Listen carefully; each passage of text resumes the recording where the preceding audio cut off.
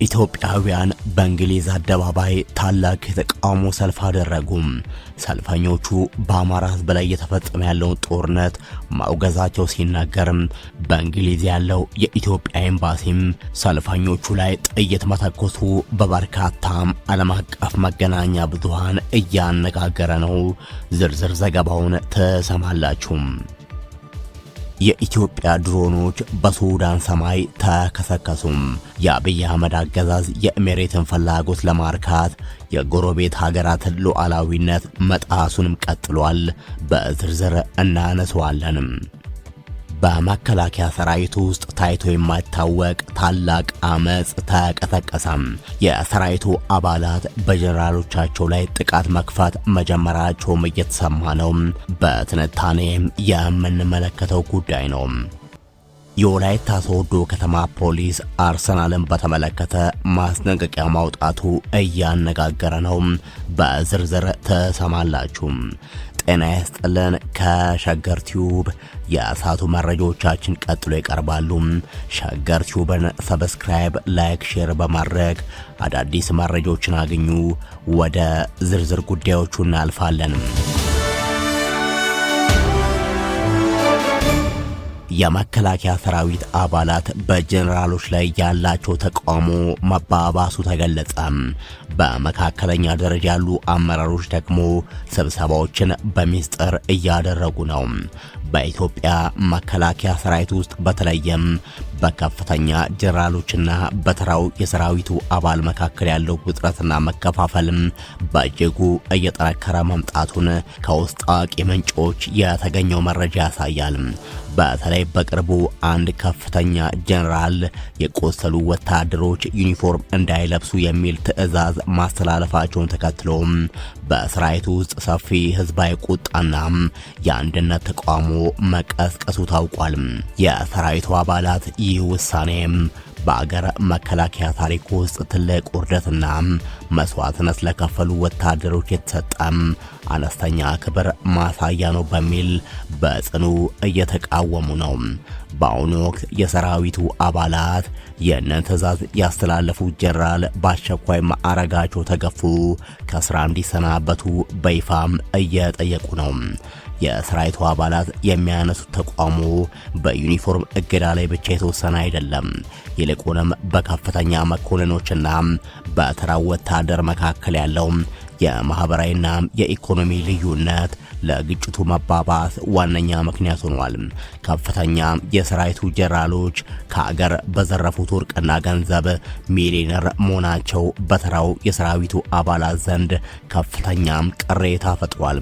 ሕይወቱንና አካሉን እየገበረ ያለው ተራው ወታደር በኢኮኖሚ እየተጎዳ ባለበት ሁኔታ አመራሮቹ በህገወጥ መንገድ በሀብት መክበራቸው የሰራዊቱን ሞራል ክፉኛ ነክቶታል።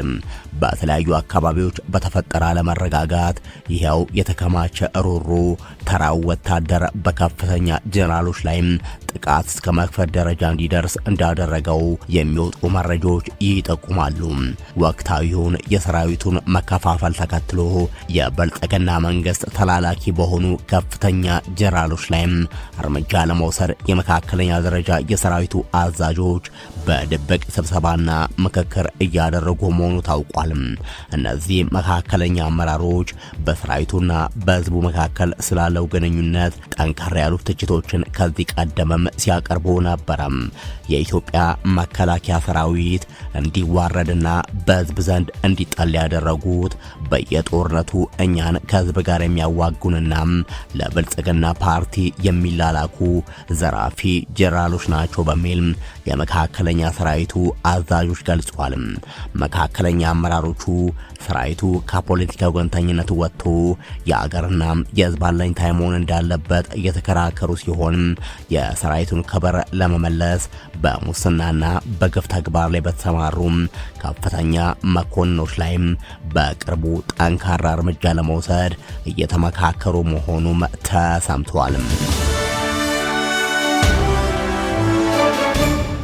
በእንግሊዝ ኢትዮጵያውያን ታላቅ ተቋም አደረጉም።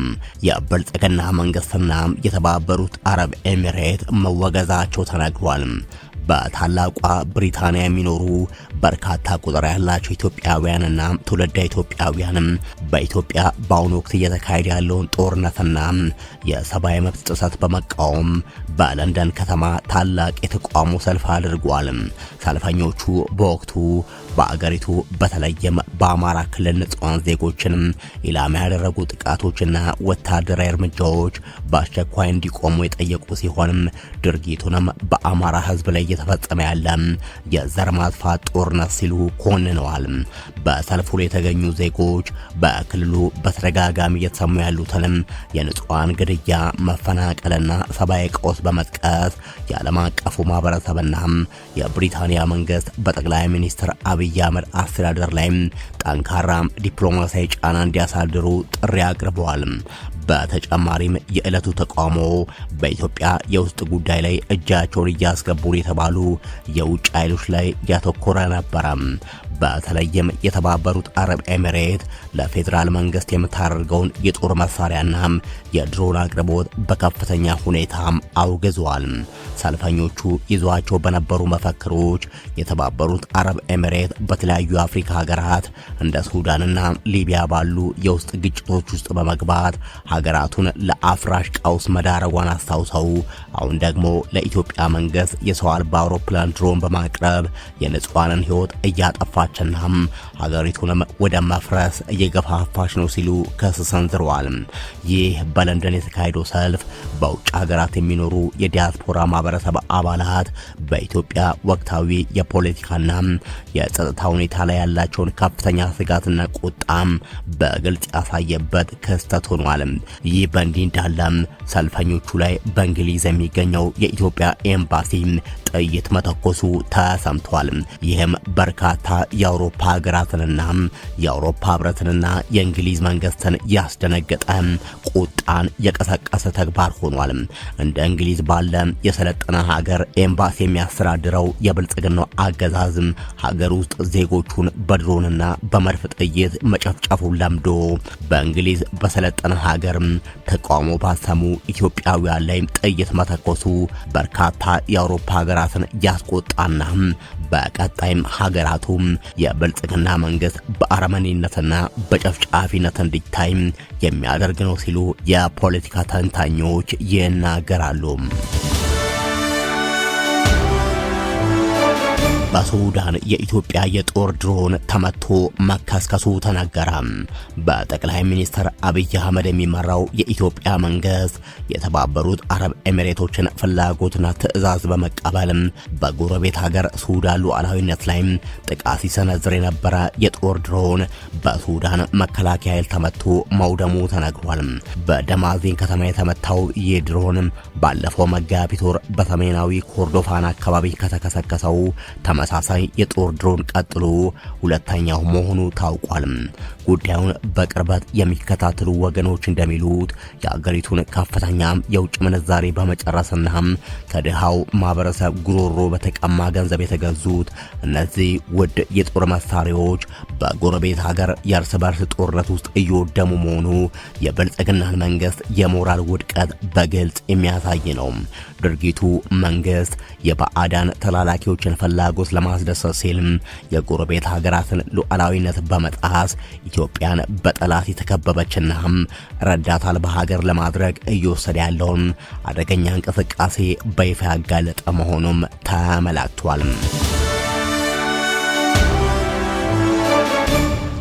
የወላይታ ሶዶ ከተማ አስተዳደር አርሰናልን በተመለከተ ያወጣው መግለጫም እያነጋገረ ነው።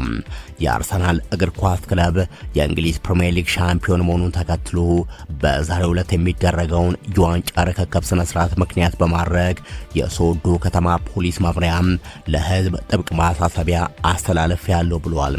ፖሊስ ባወጣው መግለጫ መሰረት ደጋፊዎች የአሸናፊነት ደስታቸውን በሚገልጹበት ወቅት አንዳንድ ስነ ምግባር የጎደላቸውን ግለሰቦች በሌሎች ዜጎች ላይ ዛቻና ማስፈራሪያም እያደረሱ መሆኑን የሚያሳዩ ጥቁማዎችና መረጃዎች ለፖሊስ እየደረሱ ይገኛል ብሏል። በመሆኑም እያንዳንዱ ደጋፊም ደስታውን ሲገልጽ የስፖርታዊ ጨዋነት መርን ተከትሎ በሰለጠነና በልክ መሆን እንዳለበት ያሳሰበው ፖሊስ የሌላ ክለብ ደጋፊዎችን ስብዕናና ክብር የሚነኩ ማንኛውም አይነት ትንኮሳዎች ፈጽሞ ተቀባይነት የሌላቸው መሆኑን አስታውሷል። በተጨማሪም ነገ ሊፈጠር የሚችለውን ከፍተኛም የሰዎች መጨናነቅና ሊከሰቱ የሚችሉ ወንጀሎችን አስቀድሞ ለመከላከል ሲባልም ከቀኑ 12 ሰዓት ተኩል ጀምሮ ጥብቅ የእንቅስቃሴ እገዳዎች ተጥለዋል። በዚህ መሰረት ማንኛውም ባለ ሁለት እግር ሞተር ሳይክልም በከተማ ውስጥ መንቀሳቀስ ፈጽሞ የተከለከለ ሲሆን ለአርሰናል የደስታ መግለጫ ተብሎ በማንኛውም ተሽከርካሪ ሰልፍ መፍጠር ወይንም መንገድ መዝጋት በጥብቅ የተከለከለ መሆኑን ገልጿል።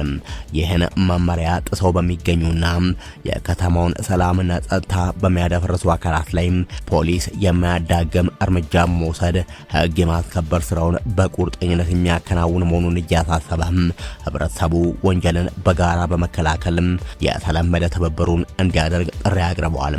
ይህ እንዲህ እንዳለም የቡሌ ሆራ ከተማ ከንቲባ የአርሰናል ደጋፊዎች በከፍተኛ ሁኔታ በነገው ዕለት ደስታቸውን እንዲገልጹ ሁኔታዎችን እናመቻቻለን ማለታቸው ተገልጿል። የቡሌ ሆራ ከተማ ከንቲባ ራሳቸው የአርሰናል ደጋፊ መሆናቸውን ገልጸው በነገው ዕለት ከአርሰናል ደጋፊዎች ጋርም በልዩ ዝግጅት የዋንጫ ስነ ስርዓቱን እንደሚያከብሩ አስታውቋል። ከሸገር ቲዩብ ለእሳት ያዘጋጀናቸው መረጃዎቻችን እነዚህ ነበሩ። ሸገር ቲዩብን ሰብስክራይብ፣ ላይክ፣ ሼር በማድረግ አብራችሁ እንድትዘልቁ እንጠይቃለን። በያላችሁበት መልካም ጊዜም